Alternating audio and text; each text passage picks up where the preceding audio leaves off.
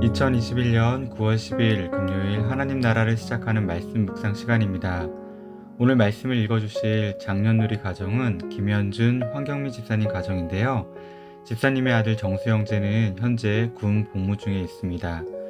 오늘 황경미 집사님께서 갈라디아서 4장 21절에서 31절 말씀을 읽어주시겠습니다. 이는 하나님의 말씀입니다. 내게 말하라. 율법 아래에 있고자 하는 자들아, 율법을 듣지 못하였느냐.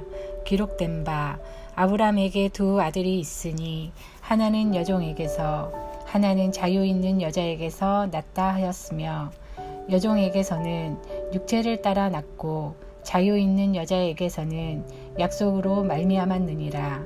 이것은 비유니 이 여자들은 두 언약이라. 하나는 신의 산으로부터 종을 낳은 자니 곧 하갈이라.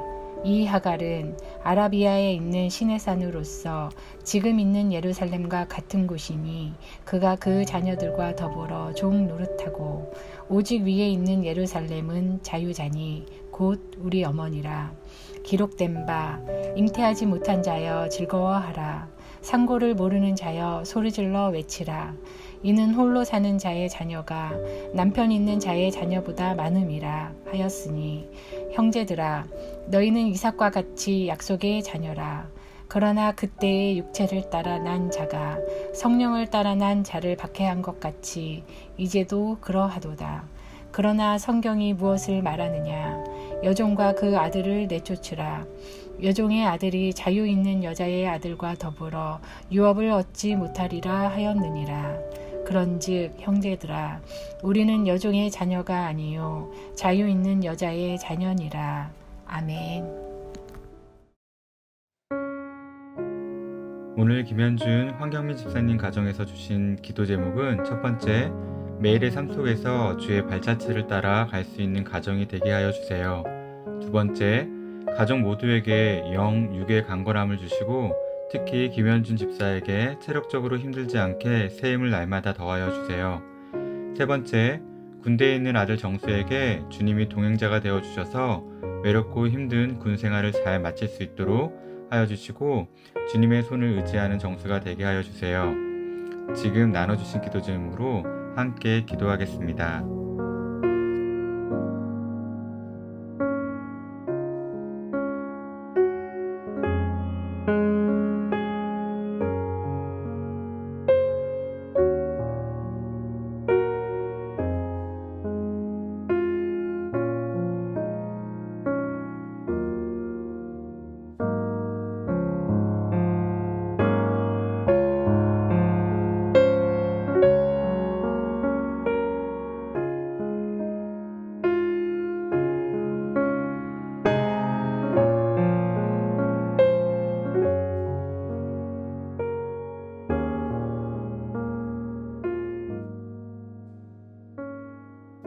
사랑하는 주님, 하나님의 귀한 가정 김현준, 황경민 집사님 가정을 위하여 기도드립니다.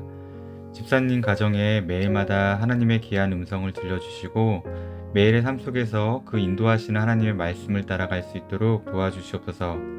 가정 모두의 영과 혼과 육이 주 안에서 강건하게 하옵시고, 특별히 김현준 집사님에게 건강과 체력을 더하여 주셔서 매일 새로운 힘을 주시는 하나님을 경험하게 하옵소서. 귀한 가정에 아들 정수 형제를 주셔서 감사드립니다. 정수 형제가 군 복무 중에 있는데 하나님이 늘 함께하여 주시고 더 깊은 하나님을 만나고 신앙이 더 성장하고 건강하게 전역할 수 있도록 도와주시옵소서. 감사드리며 예수님의 이름으로 기도드립니다. 아멘. 바울은 갈라디아서 3장 1절부터 계속해서 율법과 언약을 비교, 대조하며 복음 자체의 우월성과 정당성을 강조하여 왔습니다. 그리고 이제 복음의 우월성과 정당성에 대한 변증을 마무리하고 있는데요. 지금까지의 내용이 리차드 포스터의 영적 훈련과 성장에서 훈련을 설명하는 글에 잘 녹아져 있는 것 같아 한번 읽어드리겠습니다. 훈련의 목적은 자유에 있다. 목표는 훈련 자체가 아니라 자유이다. 훈련을 목표로 삼는 순간 우리는 훈련을 율법으로 바꿔 놓게 되며 그 훈련에 상응하는 자유를 잃게 된다. 훈련 그 자체만으로는 아무런 가치가 없다. 훈련은 우리로 하여금 하나님 앞에 있도록 하는 수단이어야 하며 하나님이 우리에게 자유를 주시도록 하는 수단이어야 한다. 자유가 목표이고 훈련은 수단에 불과하다. 훈련이 해답이 아니다. 훈련은 다만 우리로 해답에 이르도록 할 뿐이다. 이렇게 말하면서 훈련의 한계를 분명히 알아야 함을 강조합니다. 그리고 그 이유가 훈련 그 자체를 목표로 삼으려는 유혹이 너무도 집요하기 때문이라고 덧붙이고 있습니다. 이와 같이 훈련의 목적은 자유라는 것을 알 수 있듯이 율법 또한 신앙에 있어 목적이 될 수 없음을 매우 잘 알고 있습니다. 그럼에도 계속해서 율법주의를 경계해야 할 것은 율법을 목표로 삼으려는 유혹이 내 안에서 그리고 외부에서 그리고 이전이나 지금이나 너무도 집요하게 일어나고 있기 때문일 것입니다. 이와 같은 집요한 율법주의의 유혹이 갈라디아 교회에서 계속되고 있는 상황 속에서 바울은 무엇이라 결론짓고 있을까요? 먼저 바울은 복음의 우월성과 정당성에 대한 변증을 비유로 마무리하는데요. 26절에 이것은 비유니 라고 합니다. 그런데 이 비유는 예수님이 자주 말씀하시던 비유와 근본적으로 다른 의미를 가지고 있습니다. 예수님의 비유가 어떤 사물이나 어떤 사실을 설명하기 위해 사람들이 보다 쉽게 연상할 수 있는 사물과 사실을 예로 들어 이해를 돕는 것이라면 여기서 바울이 말하는 비유는 알레고레입니다. 알레고리란 본래 그 사건의 일반적 이해와는 다른 어떤 해석이나 사실을 설명한다는 의미를 말하는데요. 그렇다고 그 본래적 사건과 전혀 상관이 없는 것이 아니면서 그것을 기초로 그 뒤에 감춰진 의미를 발견한다는 것입니다. 그래서 만약 본문을 알레고리로 보지 않고 읽으면 이해하기가 쉽지 않거나 지나치게 해석할 수도 있는데요. 그렇기에 알레고리적 표현으로 보면 바울은 아브라함의 두 아들, 즉 이스마엘과 이삭을 낳은 하갈과 사라를 등장시키고 있습니다.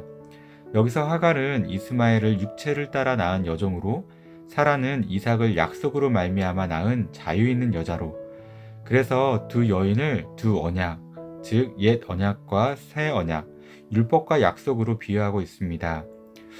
여기서 하갈은 시내산이고 또 지금의 예루살렘이라고도 하는데요. 이는 모세의 율법이 만들어진 시내산, 곧 하갈이 율법임을 비유하고 있고 지금의 예루살렘의 자녀들은 이 율법을 신성시하는 유대인들이 살고 있는 그 예루살렘을 의미하는 것입니다. 이 유대인들이 여전히 하갈과 같은 종으로서 살고 있다는 비유인 것입니다.